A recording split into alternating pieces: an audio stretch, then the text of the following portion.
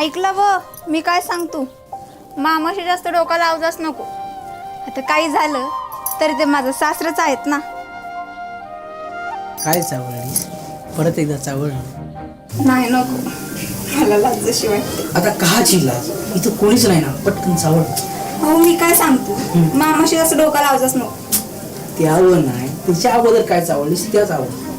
त्याच्या अगोदर काहीच नाही. माझं भरलं तुझं वारवलं, तू माझा उमेदवार तुझ्या एक मतासाठी काळीच नजर होतं. पाहतच नाही माझ्याकडं, मला आमदार झाल्यासारखं वाटत आहे.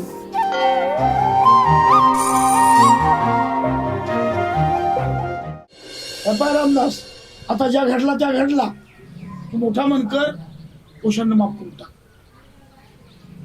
दाजी तुझं म्हणणं बरोबर आहे. रामदास दाजी, एवढा मोठा निर्णय घेतलाय हे गावच्या भल्यासाठीच घेतलाय.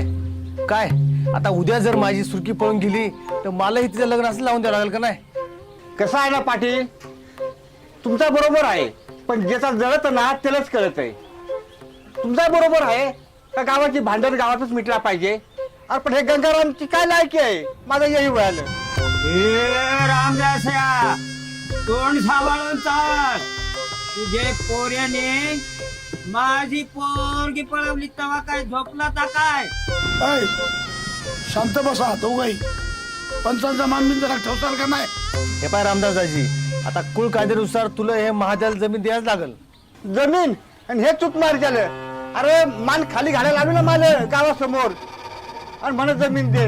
पाटील दादा, ज्या झाला त्या झाला, पण त्यांची आता चंद्रीला सून म्हणून वागवाय पाहिजे. आता लक्ष्मीबाई, मी त्या सांगतोय. हे पाय रामदास दाजी, तू आता शंकरासारखा मोठा मन कर आणि ह्या राग घेऊन टाक. अरे रामदासया, तू गावातला सेना सुरता माणूस आणि तू तसा वागलास तर कसा करा होईल? तुम्ही ठरवूनच आला हा, तर तुमच्या पुढे मी काय करू? नाही तर माझ्या माझाच पोरी आहे. जाऊ दे, आता मी शांतता घेतो.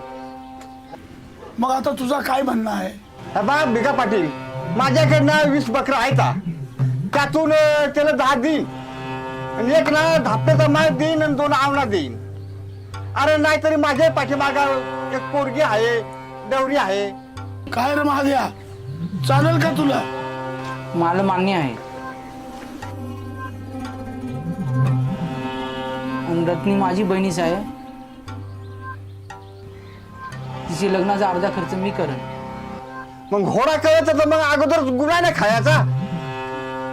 रामदास दाजी, आता ठरलं ना एकदा, आता काय परत परत त्यास महाद्याला चालल, तुला चालेल का?